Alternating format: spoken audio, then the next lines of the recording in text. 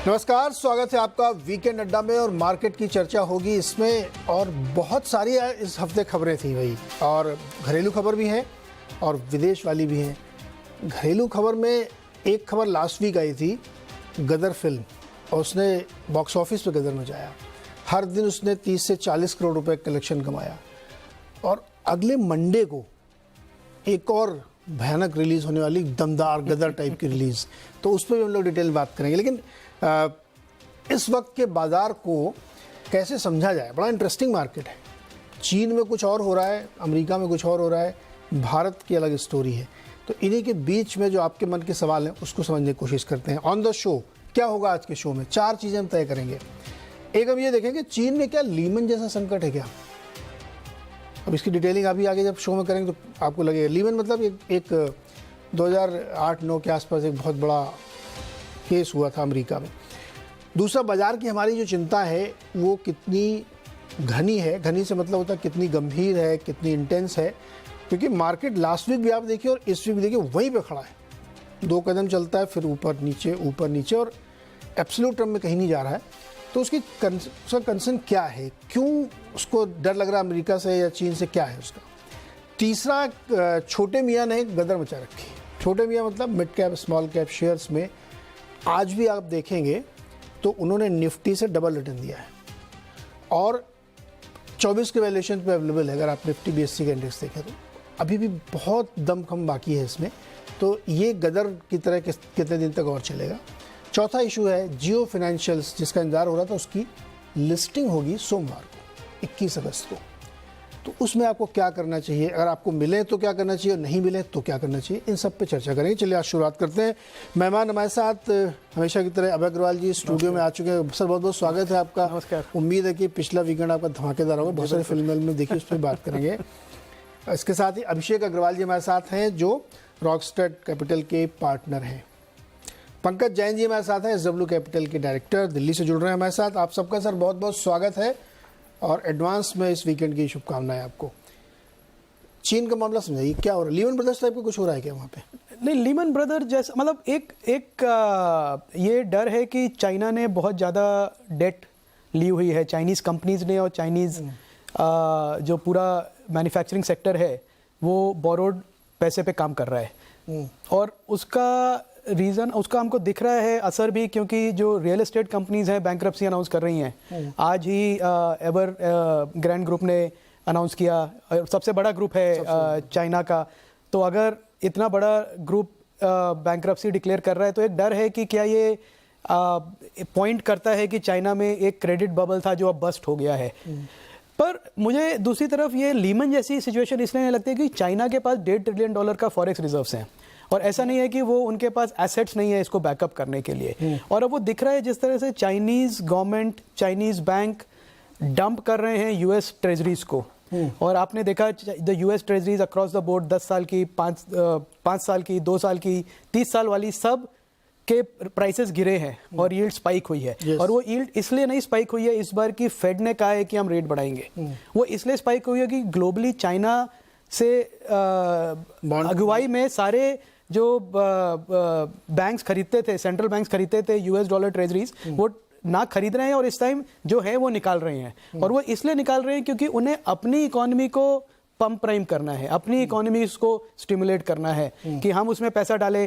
जैसे आपने देखा होगा, आज चाइना ने अनाउंस किया कि शेंजन मार्केट और हांगकांग मार्केट में जो ट्रांजैक्शन कॉस्ट है, ड्यूटी, उसको आधा कर देंगे। वो इसलिए चाहते हैं कि कैपिटल मार्केट में वापस पैसा आए और इंटरेस्ट रेट्स भी काटे। तो चाइना का पूरा फोकस है कि हम अपनी कंट्री का ग्रोथ अब कैसे वापस लेके आएं, और उसके लिए अगर US डॉलर एसेट्स हमको डंप करने पड़े तो हम डंप करेंगे, अब चाहे वो बॉन्ड्स हो या इक्विटी हो या जो भी हो। और अगर ये चाइना करेगा तो सिर्फ चाइना नहीं करेगा, ये बाकी भी जो कंट्रीज हैं वो भी इसमें शामिल हो जाएंगे, क्योंकि कोई नहीं चाहता कि हम US डॉलर ट्रेजरीज होल्ड करें जब चाइना बेच रहा है। तो एक तरह से एक ये बड़ा क्राउडेड ट्रेड हो जाता है। पर अच्छी बात ये भी है कि ये फटाफट हो भी जाता है, मतलब ऐसा नहीं है कि महीनों ये पेन चलेगा। तो मुझे आपके जो सवाल पूछा कि लीमन जैसी सिचुएशन तो नहीं है, पर ये चिंता है, पर इन्वेस्टर्स को तकलीफ देगी, क्योंकि चाइना इतना बड़ा इन्वेस्टर है कि अगर वो माल मार्केट में डंप कर रहा है तो उससे एसेट प्राइसेस पे फर्क जरूर पड़ेगा।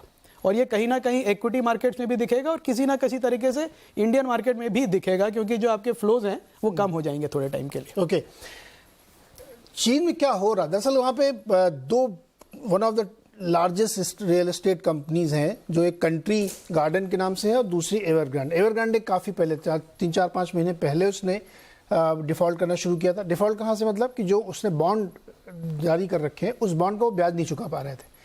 दूसरा जो एकदम लेटेस्ट वाला था वो कंट्री गार्डन था। दोनों ने अपने बॉन्ड के इन्वेस्टर्स को ब्याज नहीं दिया तो दिक्कत खड़ी हुई। इसमें एक तीसरी कंपनी जुड़ गई, ज़ैंगज़ू करके एक फाइनेंशियल कंपनी है, जिसके ट्रस्ट के जरिए जो उसने बॉन्ड इशू कर रखे थे उसने भी बॉन्ड पेमेंट में मिस किया। अब जब ये कहानी पूरी खुली तो और ये निकल के आया कि भाई वहाँ तो जो लोन ग्रोथ है वो 13 साल के लोस पे चली गई है। लोगों का इन्वेस्टमेंट, आम आदमी का इन्वेस्टमेंट सेविंग के बजाय रियल एस्टेट में ज़्यादा चाइना में देखा गया। तो वो एक स्पाइरल बनता गया, एक वाइशियस सर्किल सा बनता दिख रहा। इसलिए लगा कि भाई अमेरिका में क्या, चूँकि रियल एस्टेट वाला केस लीमन वाला भी था, तो क्या वैसी एक सिनेरियो बन रही है क्या? इसलिए ये सवाल था। लेकिन जैसा कि अभय जी कह रहे हैं कि वैसा केस नहीं है, क्योंकि इनके पास बैकअप बहुत स्ट्रांग है। लेकिन कंसर्न है क्योंकि एसेट प्राइसेस में फर्क पड़ेगा, साथ ही करेंसी मार्केट में बहुत उथल पुथल होगी। हमारा रुपया देखिए 83 पहुंच गया, 83 रुपये कुछ पैसे का $1 हो गया। अभिषेक जी, आपको डर लग रहा है क्या चीन वाली से? चीन की चिंता कितनी घनी? जी डेफिनेटली नीरज जी, मेरे हिसाब से तो ये कंसर्निंग है। देखिए, अभी तक चाइना का जो ट्रैक रिकॉर्ड रहा है लार्जली वो ग्रोथ ड्रिवन इकोनॉमी रही है। एंड कुछ सालों से उन्होंने डोमेस्टिक मार्केट पे तो बहुत ज्यादा फोकस कर दिया rather than exports, which was in the earlier decade was the most prominence. Post Covid of course चीजें थोड़ी डिफरेंट हो गई उनके लिए भी। मार्केट्स बंद हुए फिर खुले, तो एक तरह का जो इम्पैक्ट है वो डेफिनेटली उस कंट्री में हुआ है। हमने देखा है कि ग्रोथ भी जो है कैसे टेपर डाउन हुई है। अब वो उस रेट पे ग्रो नहीं कर रहे हैं जिस रेट पे उनकी एक हिस्टोरिकल जर्नी रही है। एंड कभी भी कोई भी कंट्री की जो एक इकोनॉमी बढ़ती है तो ये वन वे ट्रैफिक नहीं हो सकता है। अभी तक हमने देखा है कि लार्जली जितनी बार भी इश्यूज आए वो यूएस मार्केट से या यूरोपियन मार्केट से आए हैं। और चाइना में जब भी कोई इस तरह की बात उठती थी तो वहां की गवर्नमेंट इमीडिएटली एक्शन लेके उसको आगे बढ़ जाती थी। डेफिनेटली मुझे लग रहा है इस बार भी कुछ डिफरेंट नहीं होने वाला है, बिकॉज लार्जली ये गवर्नमेंट ड्रिवन ही कंपनीज होती हैं, बस वो फ्रंट रहती हैं। बाकी being a communist country government he decide करती है कि उनको कहाँ कैसे करना है। सो यहाँ पर भी कुछ वैसा ही एक्शन हमें देखने को मिलेगा। बट जो क्वांटम है वो छोटा नहीं है, जो इनकी साइज हो चुकी है वो छोटी नहीं है। सो देयरफॉर इसका इम्पैक्ट पूरी तरह से नेग्लिजिबल है या नहीं होने वाला है, ऐसे सिनेरियो को मैं नहीं देख रहा हूँ। मेरे हिसाब से ये इवेंट्स है जो अनफोल्ड होंगे। एंड उसी तरह से जो डॉलर के ऊपर जो प्रेशर बनेगा, क्योंकि वो यूएस ट्रेजरी से वैसे ही वो रिडम्पशन मारेंगे, तो एक तरह से जब करेंसी के ऊपर इम्पैक्ट आता है तो वो हर जगह पे हर तरह से हर किसी को इम्पैक्ट करता है। ब्याज दरों में भी फिर वो एक इम्पैक्ट दिखता है। तो मुझे लग रहा है कि एक वॉचफुल होने की डेफिनेटली एक मैटर है। अपने मार्केट्स भी इंडिकेट कर रहे हैं, इस तरह का कंसोलिडेशन हमने जो देखा है लास्ट 10 दिन में, वो ये भी इंडिकेट कर रहा है कि अभी मार्केट में एक बार के लिए ब्रेक लग रहा है। Because China is right now being the second largest economy in the world with a size of close to $19 trillion. इस लेवल पे रियल एस्टेट, जो कि उनका one of the biggest growth driver रहा है, वहां पे अगर इस तरह की बड़ी कंपनियों में इस तरह के इश्यूज आ रहे हैं तो, और एक प्रेसिडेंट हम जानते हैं 2007-8 का, तो इसको लाइकली तो नहीं ले सकते हैं। अनफोल्ड कैसे होगा वो एक देखने वाला टाइम है, but these are early science and I think so थोड़ा सा कंसर्निंग है और लोगों को थोड़ा वॉचफुल रहना चाहिए एक ग्लोबल इवेंट के तौर पे। अच्छा, एक टर्म बार बार यूज कर रहे हैं दोनों हमारे मेहमान, यूएस ट्रेजरी। क्या आप कंफ्यूज मत होइएगा, यूएस गवर्नमेंट के जो बॉन्ड्स हैं उसमें दो सबसे बड़े निवेशक हैं, जापान और चीन। जापान लार्जेस्ट, सबसे ज़्यादा उसने ले रखे हैं, उसको करेंसी एक्सपोर्टर भी बोला जाता है, और दूसरे नंबर पे चीन है। आप अभी हाल फिलहाल गए थे क्या चीन? मैंने ऐसा कुछ मेरे को याद आ रहा है। हाँ, पिछले साल गया था। पिछले साल गए थे ना? क्या देखा आपने वहाँ पे? ऐसा कुछ लग रहा था कि रियल एस्टेट, मैंने सुना बड़े बड़े घोस्ट टाउन जैसे बन गए, बाहर ही नहीं वहाँ पे। मैंने सुना, ऐसी बात मैंने देखे नहीं क्योंकि मैं इंटीरियर्स में नहीं गया था, पर मैंने इसके बारे में काफ़ी चर्चा सुनी और लोगों के मन में काफ़ी डर था जो बॉन्ड्स लेके बैठे हैं इन रियल एस्टेट कंपनीज का। तो उस समय मेरे को लगा कि लालच में लोग सस्ते में बॉन्ड्स मिल रहे हैं, 50 सेंट to $1, मतलब ₹1 की चीज़ उनको 50 पैसे में मिल रही है। तो एक लोगों में लालच था कि ये ले लेते हैं, और उनको ये लग रहा था कि इतनी बड़ी कंपनी है, सरकार कभी फेल नहीं होने देगी, तो सरकार आगे बचा लेगी। तो $1 का एक 50 पैसे वाला ₹1 नहीं मिलेगा, 80 पैसे तो मिल जाएगा, तो सरकार दे देगी। पर अब की बार ऐसा हुआ नहीं, और ये बड़ी शॉकिंग चीज़ है इन्वेस्टर्स के लिए जो डिस्ट्रेस एसेट्स में इन्वेस्ट करते हैं, ये सोच कर कि सरकार आगे बचा लेगी, क्योंकि इतने सारे लोग जो है इनका जो सबसे ज़्यादा नुकसान हो रहा है वो जो हाउस ओनर्स हैं जिन्होंने इन्वेस्ट किया। तो गवर्नमेंट बैक्ड कंपनियां डिफॉल्ट कर रही हैं। बिल्कुल, तो ये 3 मैं आपको नाम बता रहा हूँ बड़े वाले, इसके अलावा 1 दर्जन छोटी कंपनियां हैं जो डिफॉल्ट कर चुकी हैं ऑलरेडी जी। तो इस बार तो शी जिनपिंग साहब कुछ कर ही नहीं पा रहे हैं। नहीं, इस बार मेरे को लगता है उन्होंने कहा है कि कि सरकार इंटरफेयर नहीं करेगी, बैकअप नहीं देगी। अगर इन्वेस्टर्स ने रिस्क लिया है, गलत रिस्क लिया है, तो वो इन्वेस्टर्स का नुकसान है, हम अपना पैसा इनको बेल आउट करने में नहीं लगाएंगे। आई थिंक वो एक मैसेज, बहुत स्ट्रॉन्ग मैसेज भेज रहे हैं अपनी कैपिटल मार्केट्स को और सिस्टम को कि आप ये सोच के लेवरेज मत करिए कि हम आगे बचा लेंगे। तो आप लोग को खुद देखना है, खुद बिजनेस करना है, और जो सरकार का पैसा है वो हम जनरल इकोनॉमिक ग्रोथ में हम यूज करेंगे। ओके, मतलब मैसेज वहां चला गया, मैसेज बहुत क्लियर है जी। आत्मनिर्भर बनो, आत्मनिर्भर बनिए और सेंसिबल रिस्क लीजिए। मतलब ये सोच के बिल्कुल मत लीजिए जैसे यूएस फेड में होता है कि यूएस में जो इन्वेस्टर कहते हैं क्या होगा, फेड आके बचा लेगा। तो बल्कि मैं कहूंगा चाइना इस टाइम ज्यादा कैपिटलिस्ट बन गया है और यूएस ज्यादा प्रोटेक्शनिस्ट बन गया है।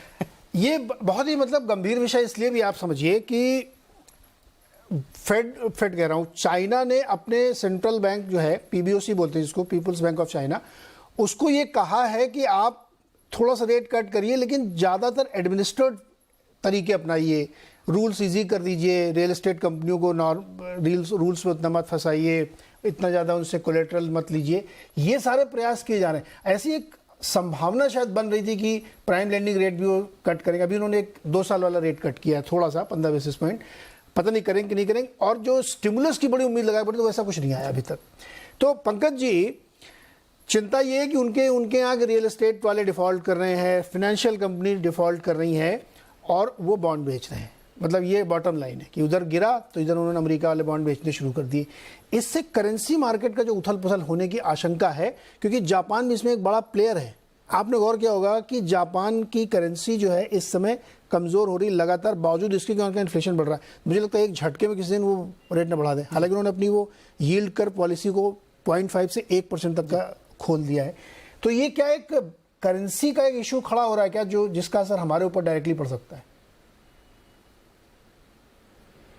पंकज जी। नीरज जी नमस्कार। देखो नीरज जी, जो कमेंट्री हम पिछले कुछ एक हफ्तों से मार्केट में सुन रहे हैं, देख रहे हैं, पढ़ रहे हैं, आई थिंक जो इश्यूज चाइना के साथ हैं, I think there are structural issues with China. ये एरिया ऑफ कंसर्न जरूर है बट एरिया ऑफ पैनिक नहीं है। आई थिंक इसमें कोई जैसे आप टर्म्स जो वेदर इट इज द लीमेन मूवमेंट फॉर चाइना और अक्रॉस द वर्ल्ड, मेरे को नहीं लगता कि ऐसा कोई डीप रूटेड इश्यूज है। एंड आई थिंक इसके जो जेनेसिस हैं, जो चाइना में आज के दिन जो दिक्कतें देखने को मिल रही हैं, आई थिंक इसका जेनेसिस कोविड है। जो कोविड के टाइम चाइना के साथ इशू हुए, जिस तरह चाइना ने कोविड को हैंडल किया, इकोनॉमिकली चाइना ने जिस तरह से कोविड को हैंडल किया, जिस तरह से सीरियस लॉकडाउन लगे या जिस तरह से उनकी पॉलिसीज थी उस टाइम कोविड के दौरान, उसके अलावा नॉट टू फॉरगेट जो पिछले कुछ एक साल में उनकी पॉलिसीज टुवर्ड्स से डिजिटल या इंटरनेट मीडिया या मीडिया मोगल्स या इंटरनेट मोगल्स रही हैं, वो भी काफी एक pessimistic type, negative type policies रही हैं। But I think of late, अगर हम पिछले 6-8-9 महीने की बात करें, government over there they have realised their follies and they are doing anything to undo that. और मेरे को लगता है कि उसके रिपरकशंस देखने को मिल रहे हैं इस टाइम, बट बहुत डीप रूटेड शायद ये नहीं जाएगा। चाइना की एज सच हम जानते हैं कि इकोनॉमिक पावर काफ़ी है, ट्रेजरी पावर काफ़ी है, they are pretty strong by the core and I think they are capable of handling it.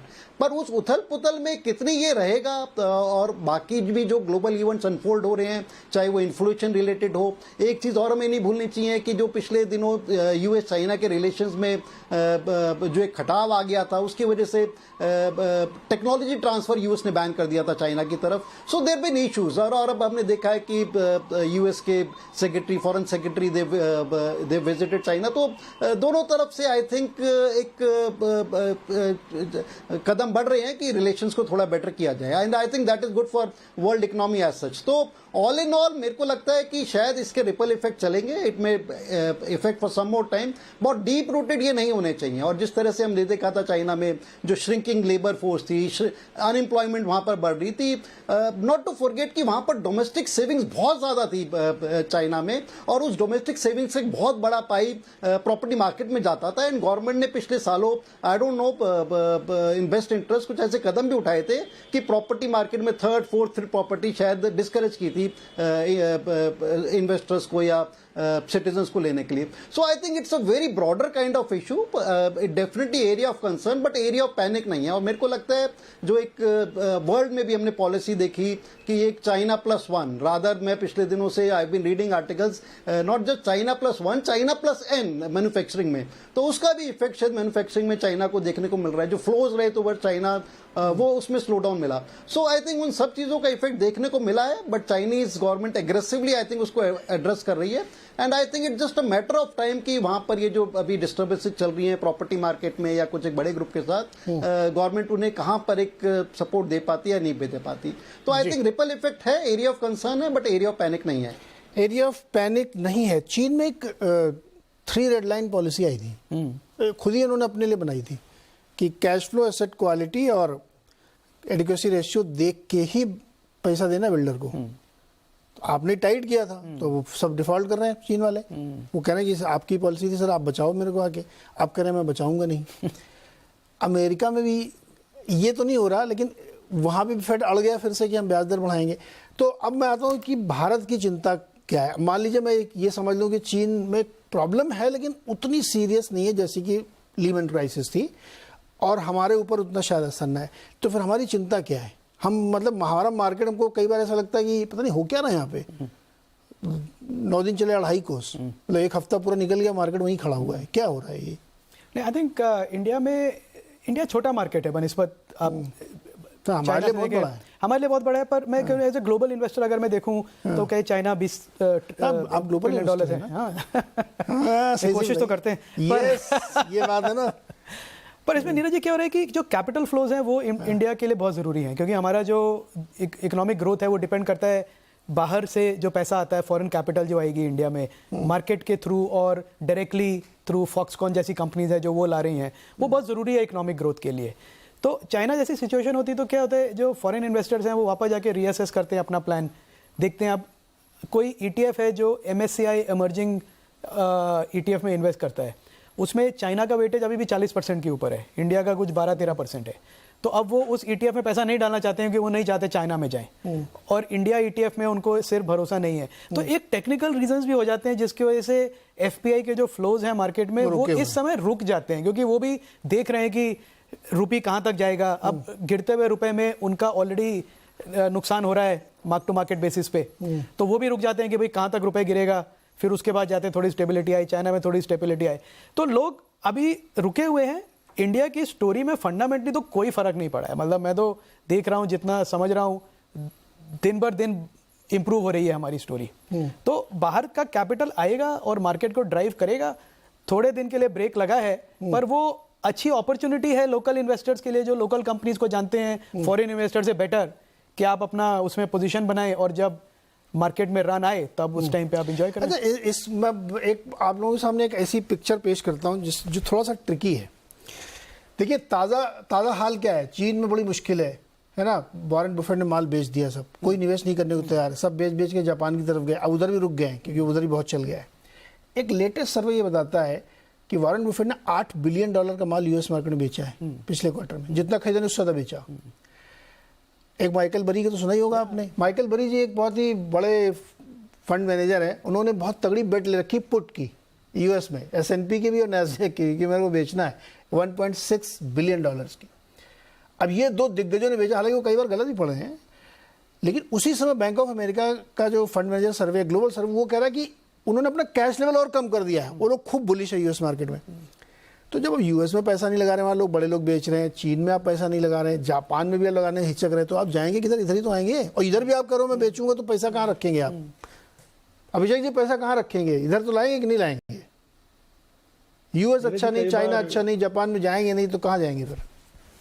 देखिए, दो पार्ट है। जिन तरह के इन्वेस्टर्स के आप नाम ले रहे हैं वो तो रखेंगे कैश इन हैंड, हाँ। क्योंकि उनके हिसाब से जब मार्केट थोड़ा करेक्शन आएगा तो उनको अपॉर्चुनिटी मिलेगी। उस समय जब लोगों के पास पैसे नहीं होते हैं तो लगाने वाले फिर यही इन्वेस्टर्स, यही नाम होते हैं जो मार्केट को संभालते हैं। तो कुछ लोगों का तो कैश कॉल होगा। रही बात अपने मार्केट की, तो लास्ट 10 दिन के प्रेसिडेंट मैं सेट नहीं करना चाहूंगा। 1 अप्रैल ऑनवर्ड से जो अपने यहाँ पे कंटिन्यूस एक इन्फ्लो है FIIs का, और जो बाइंग चल रही है इवन अपने मिड एंड स्मॉल कैप में, आई थिंक सो वो एक बड़ा क्लियर इंडिकेशन है कि ग्लोबल रुझान डेफिनेटली इंडिया की तरफ है। इंडीड अगर आप देखेंगे स्मॉल एंड मिड कैप के अंदर में, तो FI की होल्डिंग तो जो पहले इनकी हिस्टोरिकल होल्डिंग थी इन कंपनीज में, वो वहां से काफी हद तक बढ़ चुकी है। तो ये एक क्लियर इंडिकेशन भी है कि लोग सिर्फ अब निफ्टी 50 के स्टॉक्स नहीं देख रहे, थोड़ी डेप्थ और देख रहे हैं मार्केट में, जो कि हमारे मार्केट के लिए ओवरऑल अच्छा है। बिकॉज फाइनली आप चाहोगे कि अगर एज अ कंट्री अगर हम ग्रो कर रहे हैं तो कंपनियां भी जो नीचे लेवल पर है, जो थोड़ी छोटी साइज में है बट अच्छा कर रही है, उनमें भी एक्सपोजर बने। तो ये एक तरह से ठीक है। अभी की अगर हम सिनेरियो की बात करें, डेफिनेटली मुझे लग रहा है कि जो चाइना का एपिसोड है वो तो एक कंसर्निंग है, मैं उसको नेग्लेक्ट तो नहीं करना चाहूंगा इस मामले में। और रशियन वॉर भी अभी तक खत्म हुआ नहीं है, एंड फेड भी, जो फेड है वो भी अपने रेट हाइक को लेके बड़ा क्लियर स्टैंस लेके चल रहा है कि वो 2 हाइक करेगा। तो ओवरऑल जो ट्रिगर्स हैं मार्केट में वो अभी भी अनसर्टेनिटी के बने हुए हैं। अपने मार्केट्स अभी भी अच्छा कर रहे हैं क्योंकि डोमेस्टिक स्टोरी अभी तक अपनी स्ट्रांग रही है। बट जिस तरह की रैली हमने लास्ट 4-5 महीने में देखी है, जिस तरह के पैसे हमने इन्फ्यूज होते हुए देखे हैं, मुझे लग रहा है हर मार्केट में जैसे कि होता ही आया है, कंसोलिडेशन होगा। अभी ये कंसोलिडेशन का फेज है। मुझे लग रहा है इस समय जो है कुछ लोग या तो पेसिमिस्टिक कॉल लेंगे, कैश कॉल लेंगे, या फिर कुछ लोग रुकेंगे एक बार के लिए और मार्केट को सेटल होने देंगे और नए ट्रिगर्स का वेट करेंगे जहां पे वापस फ्रेश बाइंग आएगी। तो मुझे लग रहा है अभी एक तरह का होल्ड स्ट्रेटेजी है, रादर देन कि ये रैली वापस आगे कंटिन्यू होगी। मैं थोड़ा उसको लेकर स्केप्टिकल हूं। लॉन्ग टर्म में हम सभी बुलिश हैं, लॉन्ग टर्म में इंडिया अच्छा ही करेगी, बट एज ऑन डेट ये जो शो है जहां पे, हाँ, वो अभी हम देख रहे हैं। तो मुझे लग रहा है कि यहाँ पर अपसाइड से ज्यादा मुझे लग रहा है डाउन साइड जो है वो मुझे मार्केट में लग रहा है कि हो सकता है। कितना डाउन साइड लग रहा है आपको? देखिए, रैली प्रिडिक्ट नहीं कर सका कोई कि कितना चल जाएगा, तो गिरेगा भी कितना ये भी कोई करना मुश्किल है। अंदाजे से, मतलब मोटा माटी थोड़ा बहुत। देखिए, sticking my neck out, I think so in this scenario where things are more looking globally uncertain, मेरे को लग रहा है मे बी इंडेक्स लेवल पे निफ्टी का स्मॉल कैप में, मिड कैप में मैं बात करूंगा, 50 पे नहीं करूंगा क्योंकि 50 कंसोलिडेट कर रही है। May be 5% up and down यहाँ से निकल सकता है मार्केट। तो जिस तरह की रैली आई है, एक बार का कंसोलिडेशन दिखता है मुझे यहाँ से। ओके, 5% से डरते नहीं आजकल लोग। मैं बताऊं कैसे, देखिए अगस्त में 10,500 करोड़ की बिकवाली की है FII ने जी, सामने खड़े होकर 9,000 करोड़ की बाइंग कर लिया अभय जी जैसे लोगों ने, है ना। तो डर नहीं रहे लोग। नहीं, ये अभिषेक जी की बात सही है कि इतनी चिंता है, थोड़ा मार्केट साइडवेज रहेगा, और कई लोग ये बात कह चुके हैं कि ब्रॉडर इंडेक्स में ये दिखता है। लेकिन जो अंदर बाइंग चल रही है ना, वो कमाल की है, कमाल की है। पंकज जी, आपको डर लग रहा है क्या? इंडियन मार्केट में बात करिए, 5% क्या नीचे जाएगा तो भी कोई डरने की बात है क्या? मैं तो नहीं डरता हूँ। पंकज जी, डर, चिंता, भय कोई? नीरज जी, डर के आगे जीत है। नीरज जी, डर के आगे जीत है। I think that is a permanent slogan. तो जैसा कि हम सबका एक कंसेंसस व्यू है, I think that's the right view कि on a medium to longer term platform I think India story can not go wrong. ठीक है, तो जैसा आपने कहा कि डरने की बात है, देखो एक कॉशियस, उसके साथ रादर मैं एक और वर्ड यूज करूंगा, don't get carried away. Don't get carried away with what is happening in our market these days, especially with mid caps and small caps. और इस तरह का फिनोमिना पहले भी हमने कई बार देखा है कि मार्केट में ऐसा लगता है कि sky is the limit for mid cap small caps. इस टाइम बहुत आई वुड से बहुत सारा पैसा कुछ एक कंपनीज को चेस करने की कोशिश कर रहा है mid cap small cap segment में। पिछले दिनों में शायद आज ही एक रिपोर्ट पढ़ रहा था गोल्डमैन सैक की कि करीब even on FI platform 175 basis point का इंक्रीज हो गया है मिड एंड स्मॉल कैप में एक्सपोजर FIs का।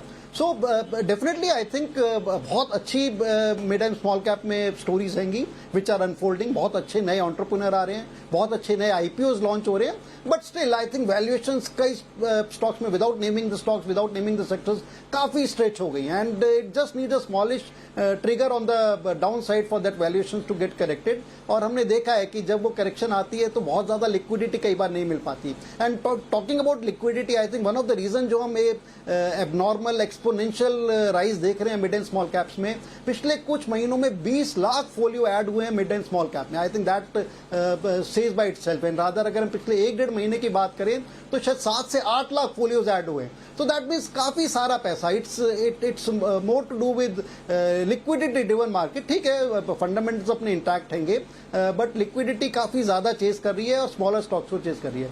सो आई थिंक हमारी advice to our investors, to the viewers is stay a bit cautious. I think don't get carried away.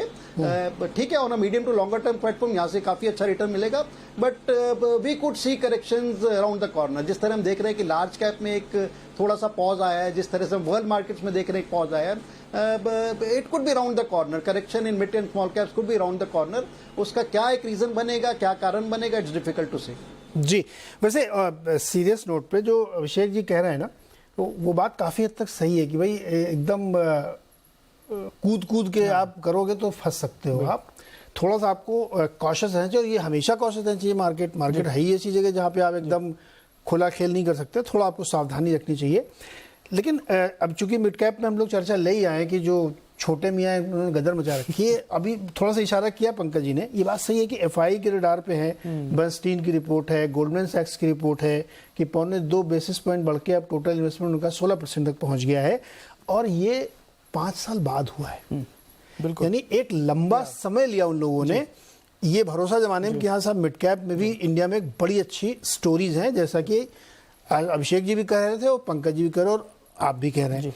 अब मैं इसी पे चर्चा करना चाहता हूँ कि जो मिड कैप की स्टोरी इंडिया में अब डेवलप हो रही है, जिसमें अब एफआईज भी दिलचस्पी ले रहे हैं, और जैसा कि मैंने बताया कि निफ्टी के कंपैरिजन में अभी भी वो 50% से ज़्यादा रिटर्न पे खड़ा हुआ है मिड कैप इंडेक्स और मिड कैप के स्टॉक्स तमाम। तो क्या ये जो स्टोरी है जिसमें लोगों का भरोसा बना हुआ है, मतलब ठीक है कई सारे सरकारी स्टॉक तो 5-5, 10-10 गुना हो चुके हैं और अभी भी गिरने को तैयार नहीं है वो, क्या ये स्टोरी इतनी बिलीवेबल है मिड कैप वाली कि इसमें अगर आप इन्वेस्टर हैं तो बने रहिए और नया चुनना थोड़ा सावधानी रखिए?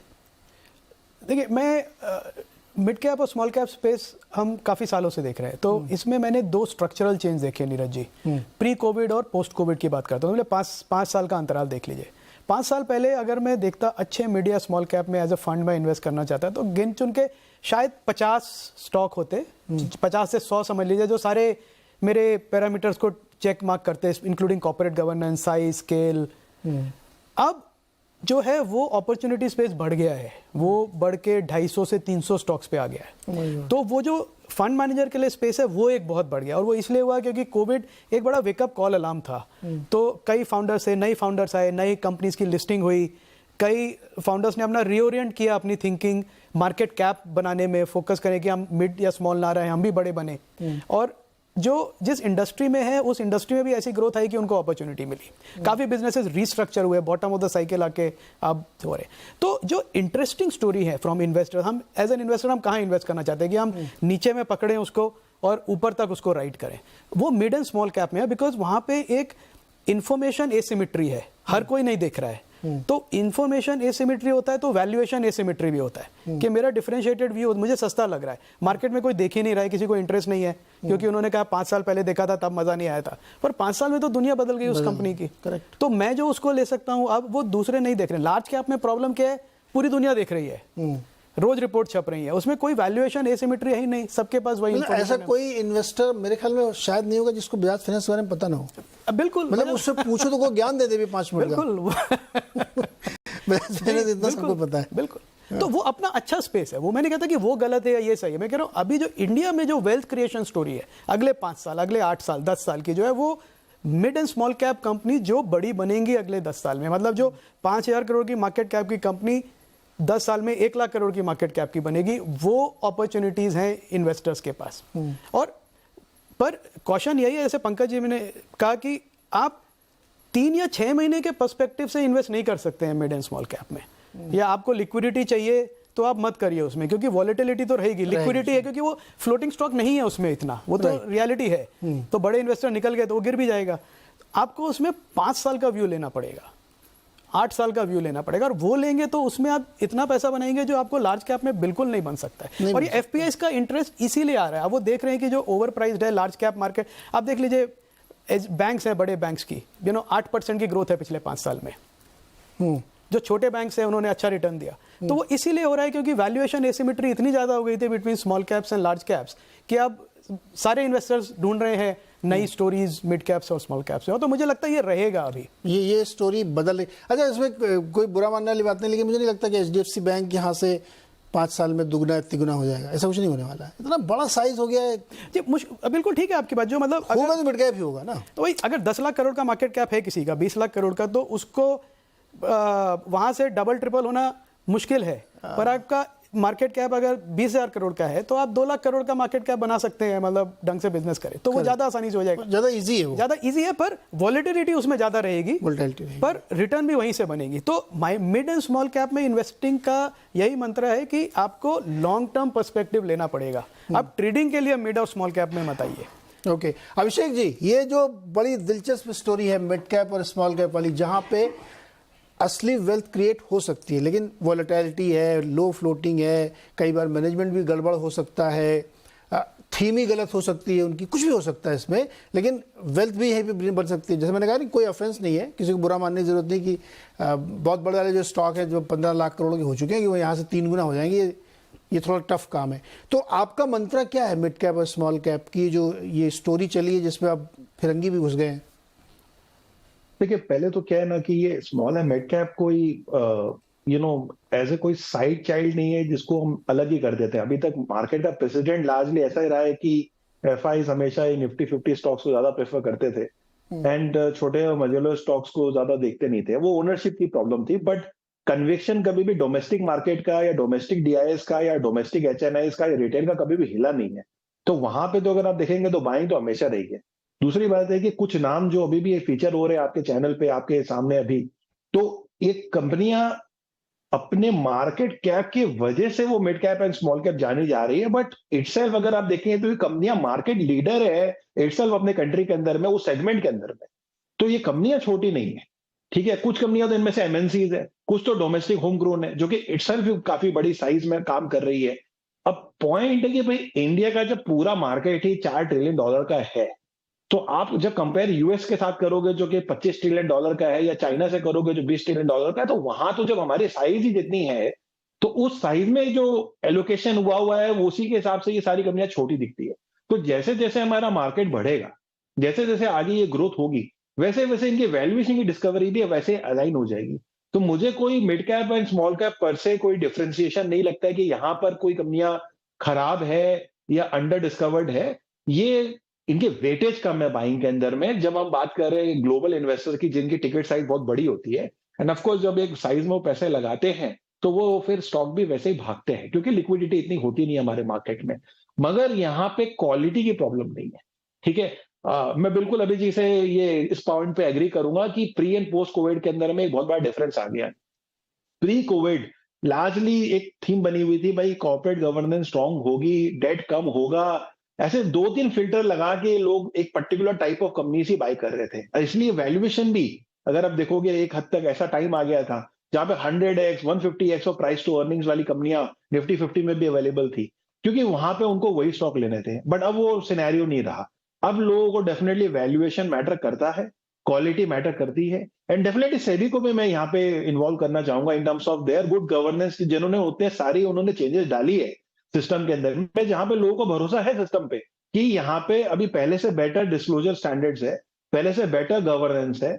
लोग ज्यादातर अभी कंपनी के लेवल पे, जहां पे आपको हर लेवल पे पॉलिसीज बनाई हुई है कि आपको किस तरह से अपना इंफॉर्मेशन पार्ट करना है, वो एक बहुत अच्छा ट्रांसपेरेंसी सिस्टम बनाया हुआ है। एंड जो जो कंपनियां इसको फॉलो कर रही है, वहां आप देख रहे हो कि उन कंपनियों के अंदर में मैसिव रैली है। तो ये मुझे कोई शॉकिंग नहीं लग रहा है, मुझे लग रहा है ये होना ही था, ये आना ही था। इंडिया के अंदर में अभी भी 75% से ज्यादा जो मार्केट के अंदर में कंपनीज है वो सारी स्मॉल एंड मिड कैप है। और 25% ही जो कंपनियां हैं वो ही एक्चुअली मार्केट का इतना बड़ा मार्केट कैप लेके खड़ी है।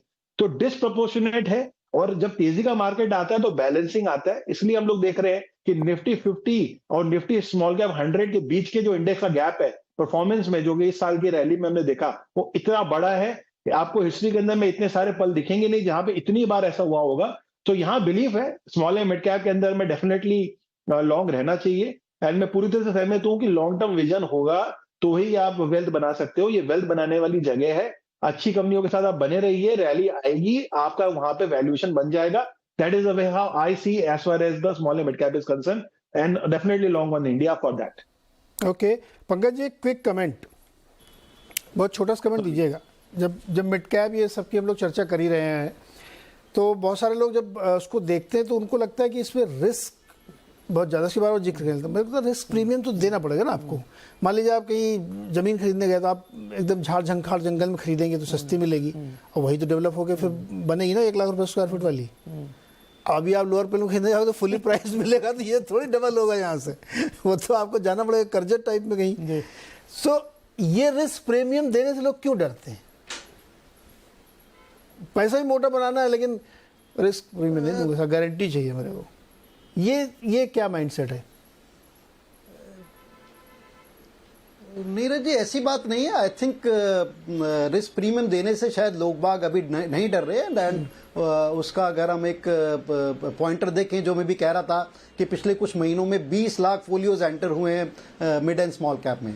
तो डर इस बात का है कि कहीं ऐसा ना हो कि इस मोमेंटम में लोग ज्यादा बह जाएं, एंड जो एक प्रिकॉशनरी साइंस होते हैं, seeing the corporate governance, seeing the valuation, बहुत स्ट्रेच वॉल्यूशन हो गई हैं कुछ एक कंपनीज में। आई थिंक जो हमने देखा है, हम अपने इन्वेस्टर्स के साथ भी देखते हैं और काफी हम मार्केट में देखते हैं कि जो एक स्मॉलर इन्वेस्टर होता है, जिसे हम गलिबल इन्वेस्टर बोल सकते हैं, at times he does not know the inherent story about that particular mid cap small cap, and it just goes by word of mouth, या कोई एक मीडिया हो गए, सोशल मीडिया हो गए, just chasing the kind of momentum, not chasing the fundamentals. I think वो एक सबसे बड़े इश्यूज हैं। और स्मॉल कैप में वो इश्यूज ज्यादा हो जाते हैं, आई थिंक मिड कैप में फिर भी थोड़े से कम होते हैं। सो आई थिंक उस चीज से हमारे को बच के रहना चाहिए। एंड उसको जैसे करें, आई थिंक दोबारा से वो ऐसी चर्चा हो गई है, इफ आई और people like you go somewhere की विच आर द स्टॉक्स, कुछ एक हमारे को 1-2 अच्छे स्टॉक बताया जाए, और अगर हम उसका जवाब दें कि नहीं अभी तो नहीं है, मार्केट बहुत स्ट्रेच हो गई है,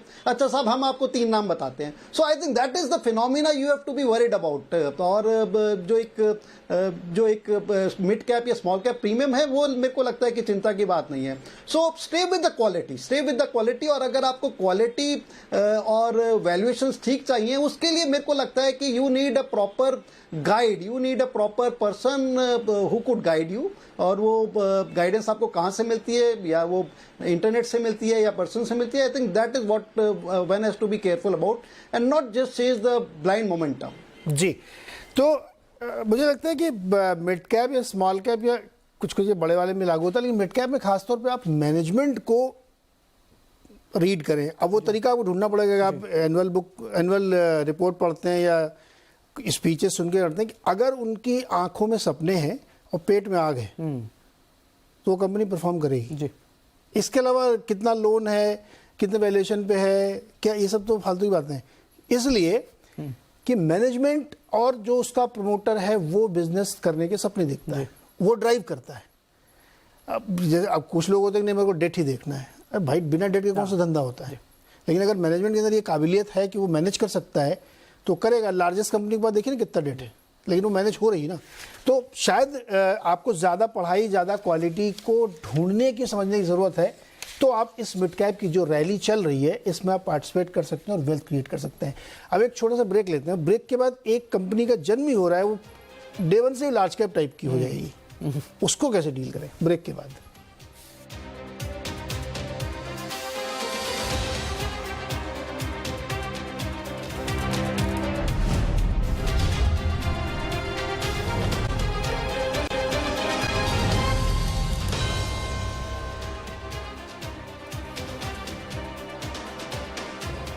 स्वागत है एक बार फिर से आपका। बाजार में चिंता घनी कैसे बनेगा मनी। तो मनी बनाने का एक आइडिया, लिस्टिंग होने आ रही है सोमवार को। कंपनी का नाम है जियो फाइनेंशियल सर्विसेज। रिलायंस इंडस्ट्रीज से डिमर्ज होकर वो लिस्ट होने वाली है। शुरुआत में डिस्क्लोजर देता हूँ क्योंकि जो चैनल आप देख रहे हैं उसका स्वामित्व उन्हीं के पास है, रिलायंस इंडस्ट्रीज के पास। तो यहाँ जो भी चर्चा हो रही है उसके बाद जो भी आप निर्णय लें वो आपका अपना निर्णय होगा और आप किसी और से भी जरूर एडवाइस लें, हमारी एडवाइस को बिल्कुल बिलीव ना करके ये मान के सुनिए इसको। अबे जी, जियो फाइनेंशियल लिस्ट हो रही है। अब मेरे 2-3 बहुत बेसिक से सवाल हैं, अब उनका आप घुमा फिरा जवाब दीजिए या सीधा दीजिए। जिनको मिला है उनको क्या करना है, जिनको नहीं मिला क्या वो उसी दिन खरीदें, और ये कंपनी आगे कैसे कामकाज करेगी?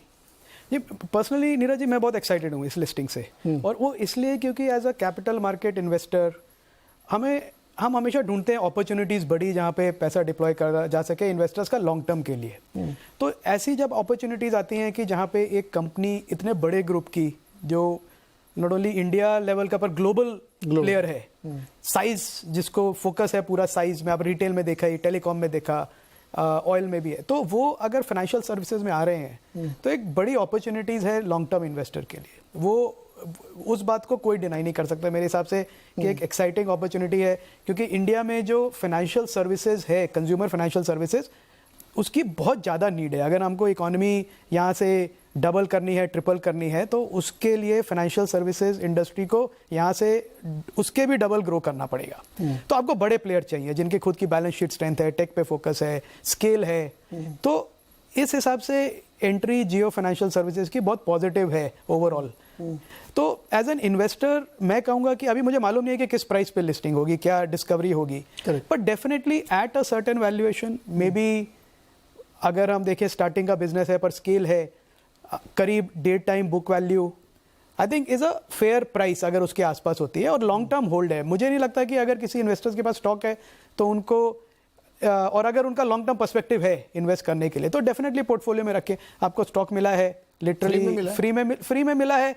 उन लोगों को जो पहले से लेके बैठे रिलायंस पर, जिन्होंने आर्बिट्राज कर लिया था, उनके लिए कॉस्ट है, पर जो भी है मुझे लगता है कि ये लॉन्ग टर्म में एक अच्छी अपॉर्चुनिटी है to be part of a sizable company जो हर एक वर्टिकल में प्ले कर रही है। लेंडिंग का उनका बिजनेस उन्होंने अनाउंस कर दिया, क्रेडिट कार्ड, म्यूचुअल फंड के लिए टाई अप कर दिया है, इंश्योरेंस में देख रहे हैं। तो अक्रॉस द वर्टिकल जो है कंज्यूमर फाइनेंस जिसको हम कहते हैं, तो एक बजाज फाइनेंस अभी बड़ा प्लेयर है, एचडीबी है, उसकी तरह मार्केट को और भी बड़े प्लेयर्स चाहिए। तो ये बहुत वेलकम एंट्री है मैं कहूँगा, both from an economy perspective and also from a capital market investor perspective कि मेरे पास एक अपॉर्चुनिटी है कि मैं इतनी बड़ी कंपनी को अपने पोर्टफोलियो में ऐड कर सकूं।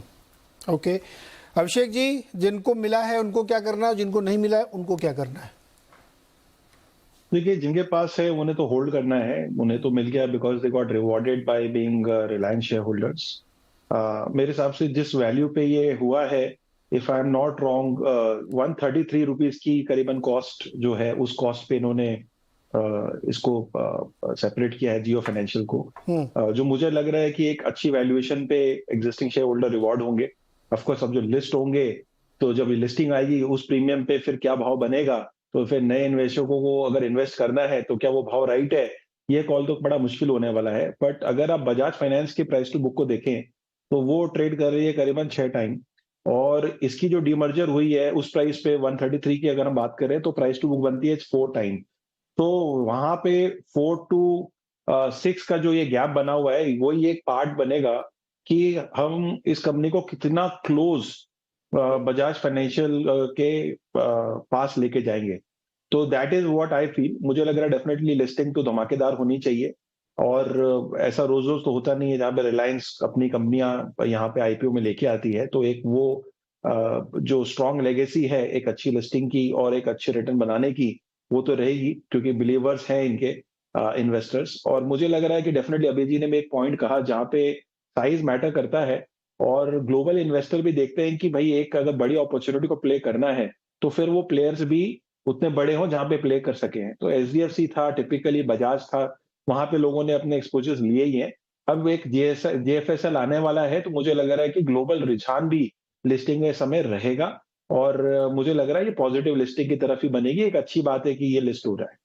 अच्छा, एक चीज़ और बताइए, क्या बहुत वॉलेटिलिटी रहेगी क्या उस दिन? क्योंकि एक सवाल लोग भी हमसे बहुत से लोग पूछ रहे हैं कि उस दिन हो सकता है कुछ इंडेक्स फंड अपनी ऑफलोडिंग करें।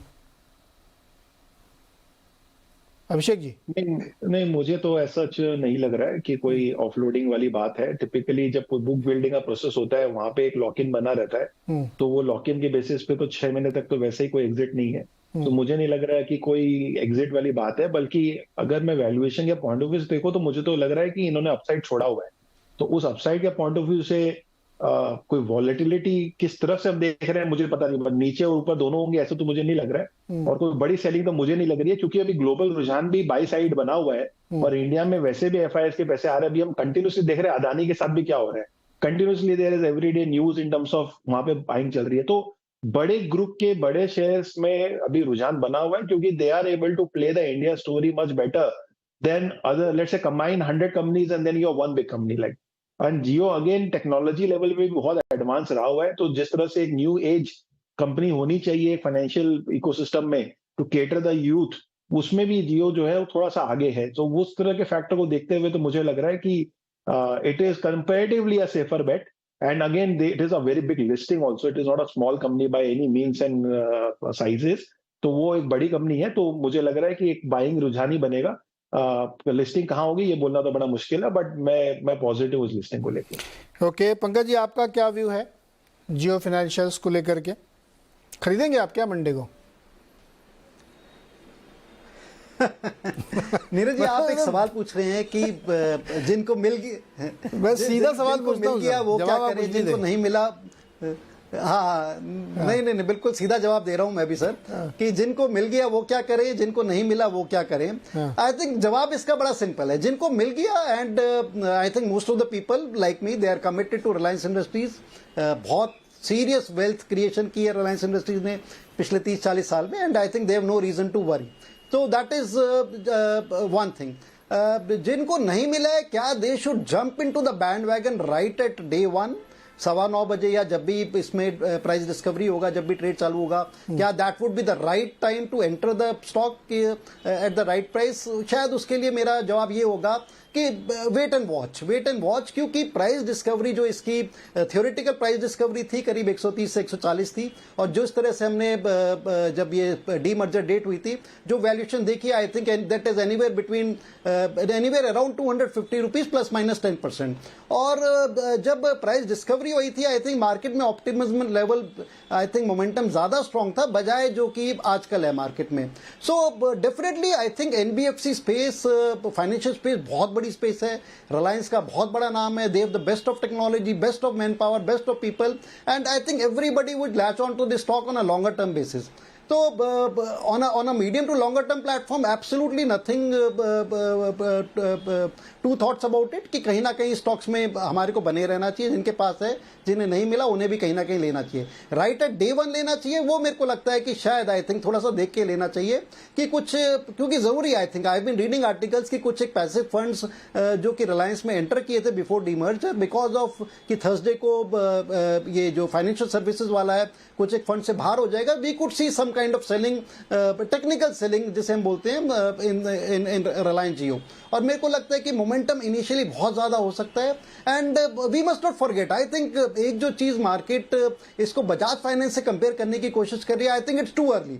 Bajaj finance is a proven bet, तो वो इस टाइम एक बहुत बड़ा भागता हुआ घोड़ा है जो कि अपने जितने भी उसके पैरामीटर्स है they been doing exceedingly well, and Reliance ये एक नया जन्म है, and I think they have to prove their cause in times to come, which eventually definitely they will prove.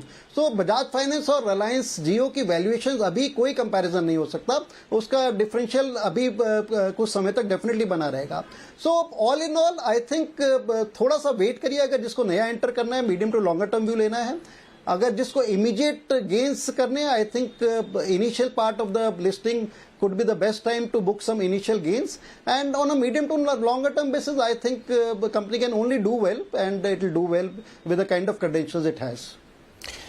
Okay, अच्छा एक सवाल मैं आपसे लूँगा, मैं ये जो कैसे कंपेयर करें ना करें, इससे पहले दर्शकों को बता दूं कि जिस दिन ये 20 जुलाई को डिमर्ज हुआ था तो कंपनी ने 133 रुपये के आसपास इसकी वैल्यू अपने बुक में बताई थी कि इसकी वैल्यू मेरे हिसाब से 133 बनती है, लेकिन मार्केट ने उस दिन जो रिलायंस की जब ट्रेडिंग हुई तो वो 261 रुपये 85 पैसे पे वो डिस्काउंट प्राइस आया। तो वो जो प्राइस है वो जिस समय डिमर्ज हुआ था उसका हुआ था, लेकिन इसकी जो रियल प्राइस डिस्कवरी जब लिस्टिंग होने आएगी है तब पता लगेगा कि इसको कितने प्रीमियम मिल रहा है, कितना नहीं मिल रहा है। तो ये अपने दिमाग में चाहिए कि जिनको फ्री मिला उनके लिए तो कोई फर्क ही नहीं पड़ता किसी भी प्राइस पे हो। जो बाइंग जिस दिन लिस्टिंग वाला प्राइस होगा वहाँ से फिर आप काउंट करेंगे कि इसकी डिस्कवरी कैसे हो रही है। अब ये जो कंपैरिजन तो लोग करेंगे ना सर, क्यों नहीं करेंगे? बिल्कुल, हम बजाज फाइनेंस से करेंगे, हम चोला से करेंगे, हम HDFC के CRB commercial and rural banking वाले धंधे से करेंगे। तो क्या पैरामीटर लगाए हम लोग कंपेयर करने के? भाई कंपेयर करके तो आप करेंगे अच्छा इनको लेना है कि किसको लेना है, कैसे कंपेयर करेंगे? तो आई थिंक एक तो इसमें है कि जो बिजनेस की आपकी अपॉर्चुनिटी क्या है, क्योंकि बजाज फाइनेंस ने ये दिखाया कि जरूरी नहीं है कि आप एक बैंक हो तभी आप ग्रो कर सकते हैं। तो अब जब बजाज फाइनेंस का सबसे बड़ा बिजनेस है consumer durable, CD financing, consumer durable financing. आप किसी भी बड़े स्टोर में चले जाइए, यहाँ पे विजय सेल्स या सब जगह उनका EMI स्कीम चलती रहती है, अच्छा डिस्काउंट मिलता है, OEMs के साथ उनका सारा टाई अप है।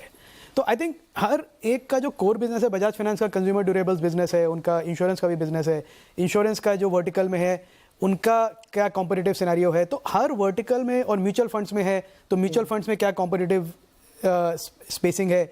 तो जैसे जैसे जियो फाइनेंशियल अपने प्लान्स डिस्क्लोज करेगा, अभी क्या एक ब्लाइंड साइडेड, अभी मार्केट को भी मालूम नहीं कि ये किस बिजनेस पे क्या फोकस करना चाहते हैं। मतलब एक बार आके मार्केट को बताएंगे कि ये हमारे 3-4 बिजनेस हैं, फिर हम देखेंगे इन बिजनेस में किनके साथ कॉम्पीट कर रहे हैं और अपॉर्चुनिटी स्पेस कितना बड़ा है, कॉम्पिटिटिव इंटेंसिटी क्या है। एक बात का कॉन्फिडेंस रहेगा कि कम्पीट कर सकते हैं, मतलब नंबर 1 नंबर 2 प्लेयर बन सकते हैं उस सेगमेंट में।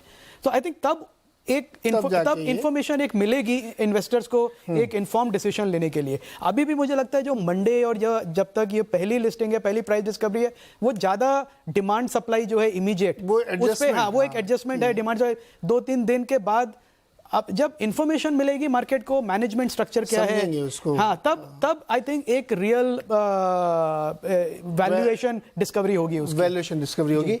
के कामत जी इसके चेयरमैन हैं, हितेश सेठिया जी इसके CEO हैं, राजीव महर्षि जो फाइनेंस सेक्रेटरी थे वो इसके बोर्ड में है, तमाम बहुत बड़े बड़े लोग ले आए। और ब्लैक रॉक के साथ इनका एसेट मैनेजमेंट का एक टाई अप ऑलरेडी अनाउंस्ड है, वो हो चुका है। हम लोग बाकी चीज़ें आगे इस पे देखेंगे किस तरीके से बनती है। और ये अगेन डिस्क्लोजर है कि आप कोई भी फैसला लें खरीदने का, बेचने का, देखने का, तो अपने फाइनेंशियल एडवाइजर से एक बार राय ज़रूर लें। चर्चा समाप्त। अब बताइए, गदर फिल्म आपने सुना, देख ली है? नहीं, गदर मैंने नहीं देखी, पर मैं देखना चाहता हूँ। हाँ। शायद इस वीकेंड को जाऊंगा देखने के लिए। इतना लेट क्यों? वो इतनी सारी पिक्चरें एक साथ आई तो उनसे मैं बिजी हो गया, ओपनहाइमर, और फिर वो बारबी मेरी बेटी देखना चाहती थी, फिर OMG 2 आई, तो इन सब में अब गदर का नंबर आएगा। पंकज जी ने जरूर देखी होगी, दिल्ली में रहते हैं, दिल्ली वाले तो गदर के लिए मैंने सुना ट्रैक्टर से भी लेके गए थे कुछ लोग सिनेमा हॉल के अंदर। पंकज जी देखी आपने क्या? मैंने नीरज जी मैंने देखी नहीं है। ओपनहाइमर मैंने देखी है, and just to correct you, मैंने रॉकी एंड रानी वो 2 बार देखी है, बीइंग अ टिपिकल दिल्लीइट। और अगर आपने वो 2 बार, आई थिंक उसमें दिल्ली की बहुत चर्चा है। तो and I think that is the kind of entertainment we look forward after a stressful day in stock market. I think Gadar की महादार से ज्यादा अच्छा है कि रॉकी रानी टाइप पिक्चर देखी जाए। So I am a fan of those kind of movies. Light दिमाग बंद करके जाओ, अपना चश्मा लेके जाओ। अरे तो गदर में कौन सा दिमाग खोलना है सर? उधर भी तो गदर में अच्छा है क्योंकि किसी और की पिटाई हो रही है, मार्केट में तो हमारी पिटाई होती है। थोड़ी लगाना है। अभिषेक जी क्विकली, क्या आपने देखी गदर, क्या प्लान है, क्या देखेंगे? नहीं जी, मैं तो मार्केट का गदर देख रहा हूँ। गदर मैंने देखी नहीं, बट मिड कैप का गदर देख रहे हैं। तो मैंने इसीलिए कहा था कि अभी उसका देखिए कलेक्शन 350 करोड़ जाएगा। आपने देखा नहीं अभी? 2-2,500 रुपये आपको ही देना है, और फैमिली के साथ 10,000 रुपये लगेगा। बिल्कुल देखा, इसीलिए मैंने कहा। तो खैर शो यही समाप्त करते हैं। एंजॉय करिए वीकेंड का, मस्त है, बहुत सारी फिल्में हैं, OTT सीरीज है, वो देखिए, हेल्थ का ध्यान रखिए, और देखते हैं जियो की लिस्टिंग कैसी होती है। और मंडे को हम लोग इस बार फिर एक बार चर्चा करेंगे। बहुत बहुत शुक्रिया हमारे साथ जुड़ने के लिए।